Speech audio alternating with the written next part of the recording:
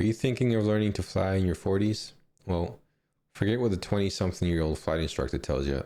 The rules are a little different for us. I'm Alex, and I'm navigating this Transport Canada maze right now. So today I'm going to be breaking down a few of the steps to getting your PPL in Canada, minus the sales pitch. So again, just to reiterate, these are the steps that I took and how I went about starting my private pilot journey. Your mileage may vary. This is just how I chose. I first went ahead and I registered myself for ground school because I knew I was going to do this one way or another. So I couldn't do the standard evenings that my flight school was offering for ground school, which is Tuesdays and Thursdays from 6 to 8, I believe, or 6 to 9. I couldn't do that because my son had basketball practice on Tuesday evenings, and then my daughter had, I believe it was dance at the time, on Thursdays. So that for me was out of the question. The options that I chose to go with was online ground school. And there's a few options out there. There's pilottraining.ca, there's Hangar, there's Wise Pilot, and there's a whole bunch of others that are Canadian based. You got to make sure, if you're doing it here in Canada, make sure that the online ground school that you choose is Canadian based. I went with pilottraining.ca, and for most of us with full-time jobs, online is the way to go. If you can swing it in the evenings, great. If not, online. And there's a few options out there for us. So I chose online because it was flexible. It lets you study at 10 p.m. after the kids are asleep, and you can rewatch the complex stuff like meteorology as many times as you need. Trust me, you're going to need to rewatch meteorology a few times, over and over. It's long and boring. Now, let's talk about the gear. You need two main books. First one, from the ground up. This one is the Theory Bible and the Flight Training Manual, the Practical Guide. Do not buy these books new. I grabbed mine off of Facebook Marketplace. Physics hasn't changed in 50 years. A lift vector is still a lift vector. Save the $100 and buy them used. Just make sure it's the 28th, 29th, and 30th edition. However, there are three things that you must never buy used.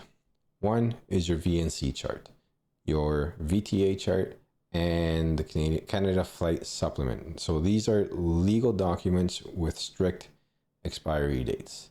They get renewed every so often per Transport Canada requirements, just to make sure that the pilots have the most up-to-date information available to them. If you show up to a check ride with an expired chart, you fail. So save your money on the textbooks, but buy the charts brand new from your flight school. All right, and step 2 for me. Really, this should have been step 1, but I kind of got ahead of myself a little and missed this and did this afterwards. So the very first thing you should do to make sure that you can fly at your stage in life is get a medical clearance. So for your private pilot's license, you're going to need a category 3 minimum, or you can do category 1 if you plan to go commercial. I went ahead with the category 3. So for those of us over 40, the medical certificate, the category 3 is valid for a period of 2 years from when you got your medical done. Under 40, you're good for 5 years. For me, this took about 3 months for me to get my certificate. Before you spend a single dollar on flight training, go ahead and get this done. You don't want to get caught having spent a couple $1,000s getting flight lessons done, and then you realize you're not medically cleared to fly. So get this done first. While it's in process with Transport Canada for approval, you can take your flight lessons then, or you can wait and see if it comes back. But Transport Canada likes to take, it's called a government time, right? They work on government schedule. So yeah, get it done first. Get that out of the way. Okay, so to get your civil aviation medical, you need to find a civil aviation medical examiner. To do this, you go to Transport Canada's website, click on aviation, click on medical fitness for aviation, and search for civil aviation medical examiners.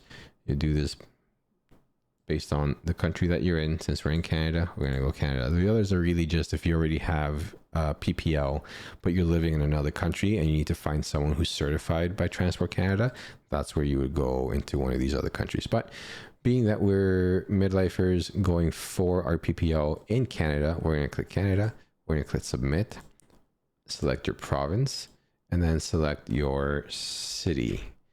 So I am in the Toronto area. Submit, and it's going to give you a list of civil aviation medical examiners that you can go ahead and visit. It'll give you click on their names and you have their contact information, reach out, book an exam. Now, the exam varies by cost depending on the doctor that you go see. Similar to with our family doctors, that they're able to set their rates outside of what's covered by OHIP. Civil aviation medical examiners will set their own rate depending on the category of medical that you want. So category 3, for me, it costs $210. Category 1 would likely have been more expensive. The category 1, again, if you're going commercial, you'll need the category 1. For those of us over 40, the category 1 has to be renewed every 6 months. I'm not doing any commercial flying anytime soon, so category 3 is the one that I picked, and that's good for me for 2 years. So don't stress about a category 1 medical unless you plan on flying for Air Canada one day, or if you intend to do some flight instructions. For us recreational flyers or PPLers, category 3 is basically a standard physical: eyes, ears, heart, blood pressure. But here's the catch for us seasoned pilots. If you're under 40, your medical is valid for 60 months, 5 years. If you're over 40, the day you turn 40, that changes. Your medical is now valid for 24 months. That means every 2 years, you're back in the doctor's office paying that fee. So make sure you take that into account in your long-term budget. It's an extra cost and an extra hassle, but hey, it's better than being grounded. Get this done early. There's no point falling in love with flying if the doctor is going to say no, or Transport Canada is going to say no, because the doctor might clear you, but at the end of the day, the results of the report the doctor sends to Transport Canada, it does get reviewed by them. And if they find an issue there, it can get delayed, or they can flat out deny it, right? So get that done first before you start spending thousands of dollars on flight lessons. So step 3, you've got your medical, but you still aren't cleared to fly solo. First, you need your student pilot permit. So to get that permit, you have to pass what's called the PSTAR exam. It stands for Pre-Solo Test of Air Regulations. It's similar to when you get your driver's license, the very initial driver's license, where your student permit. It's basically the same thing, but for airplanes, for flying. You need a pass mark of 90%. You need to get 45 out of 50 questions correct. If you get 44, you fail. But here's the good news. For us older students, we know how to study. The 50 questions on the exam are pulled from a public bank of about 200 questions. It's not a secret. It's available on the Transport Canada website. Exact, verbatim, word for word, how it shows up on the Transport Canada website is how it will show up on your PSTAR exam. If you use an app or your ground school's practice tests, you will see the exact same questions on the real exam. So treat it like a job, memorize the bank until you're scoring 100% every time. Once you pass this, you get the student pilot permit, and that empty seat next to you becomes a legal possibility. So I kind of jumped a few things in my process. Again, this is how I got to where I'm at, right? It could be different for you depending on your situation, but me, I took advantage. I was off of work for 2 weeks during the Christmas holidays in 2024. So that's when I booked my medical. I signed up for online ground school, and I went ahead and I wrote my PSTAR exam in order to get my student pilot permit, get that out of the way. That way I can focus on the actual flight lesson. All right, so at this point, I've signed up for ground school. I've passed, or I haven't passed, I've done my medical. I guess you could say I passed because the doctor did sign off on it. And I've passed my PSTAR as well for my student pilot permit. So now I actually get to fly, but it starts with a discovery flight. So this is essentially a sales pitch from the school. No matter what school you go to, it's a sales pitch. But it's a necessary one because you need to find out 2 things. Do you like the instructor? And do you get motion sick in a small metal tube bumping around in, at 5,000 feet? If you decide to sign up, here's the golden rule for us midlife students: fly often. When you're 18, your brain is a sponge. You can fly once every 2 weeks and retain it. At 40, no chance. We don't have that same neuroplasticity. If I take a week off, I spend the first 20 minutes of my next lesson just shaking off the rust. That is burning money. So this is exactly the reason why I decided to record my flights and review them myself in between them. Being at my stage in life, I've got kids with activities, I've got full-time responsibilities and jobs and mortgage and things to pay for. I don't have the luxury of flying 2 or 3 times a week. I wish I could. So I fly once a week. Sometimes I stretch it even to once every other week. But in that meantime, between lessons, I'll review my flight videos. I'll review the cockpit audio when it decides to record, and I'll look for things that I missed. There's been a few times where I've caught radio traffic afterwards in the review that I didn't catch in the moment, or an instruction from the instructor that, because I was so hyper focused on something, completely went over my head. So I'll sit down, I'll do my own debrief of my flight and review it and make notes and make sure that when I show up for my next lesson, I've got those misses in the back of my head so that I'm aware of them and able to catch it this time around. Unfortunately, this rust tax is real. They say we should fly 2 to 3 times a week. That's totally up to you and your budget. Just know that if you can't keep a consistency, that you'll probably end up spending a lot more than you initially budgeted for or hoped in the long term, right? So take the steps to make sure that you retain those knowledge that you picked up from the lesson. Do record your flights if your instructor allows you to. Record the cockpit audio at the very minimum, so you can listen back, and chair fly and review the flight training manual, review from the ground up, review the information from ground school, just so that the information stays fresh.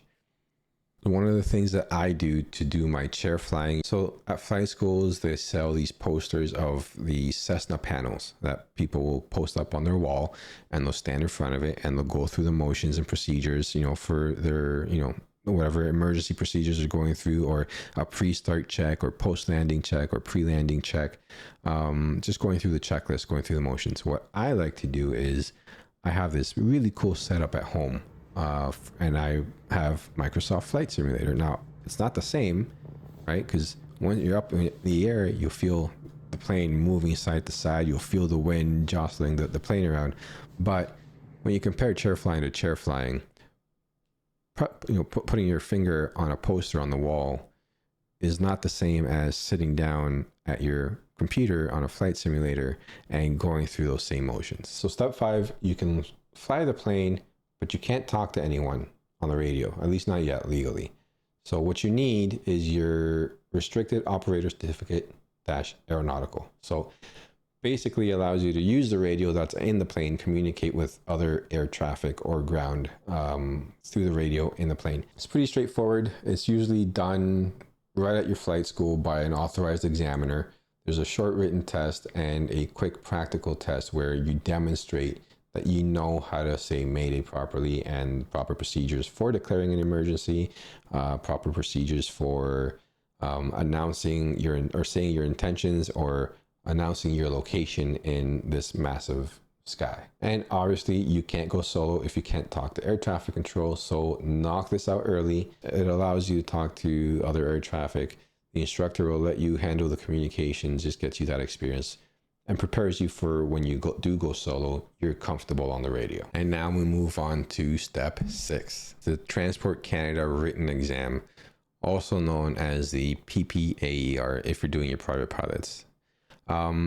This isn't a quick quiz like the PSTAR or the Restricted Operator Certificate. This is a 3-hour, 100-question marathon covering navigation, meteorology, air law, and general aeronautical knowledge. The pass mark here is 60%. You can't just walk in and take it. You need 2 things. You need 10 hours of logged flight time, verified through your pilot logbook, and a letter of recommendation from your ground school proving that you're ready. So I did mine, I think I was 10.1 hours in is when I booked my PPAER, my written test. And by this time I had completed my ground school through pilottraining.ca, and I had done some practice questions from the wisepilot.ca, I believe it was. I found that the question bank from the Wise Pilot is a more accurate representation of the questions in the PPAER exam than pilottraining.ca was giving me. It gives you quite a few questions from the bank broken up into the different categories. It grades you on them. You do have to achieve a certain percentage before it lets you move on. But I found the WISE pilot is what helped me on the test side of things, whereas pilot training was great for the knowledge. Pilot training does offer, practice tests as well. In fact, you have to do their practice test, and I believe you have to pass with an 80% on their practice test on 3 of them in order for them to give you the letter of recommendation to go ahead and write the actual exam.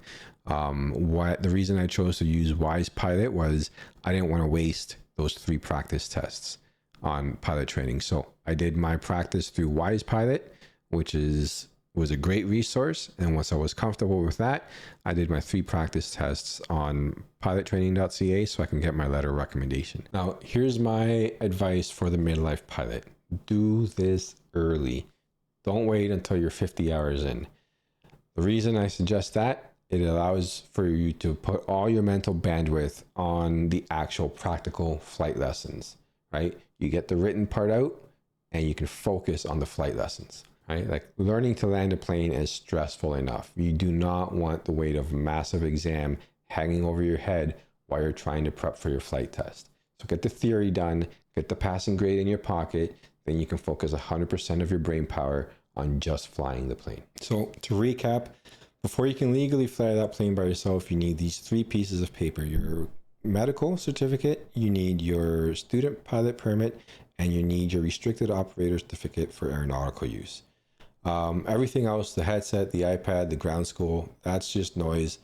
These 3 are the keys. I know the numbers can be scary, so I've taken my personal cost tracking spreadsheet, the one that shows every dollar I've spent to date, and I turned it into a blank template for you. It's linked to the description below. Download it, plug in your local flight school's rates, and find out what your PPO is actually going to cost, not what the brochure says. If you're over 35 and starting this journey, drop a comment below. Let me know what you're training in. The midlife pilot community is small, so we need to stick together. It's expensive, it's frustrating, and it's hard work, but that first solo, it's priceless. I'm Alex. Thanks for watching. See you on the next one.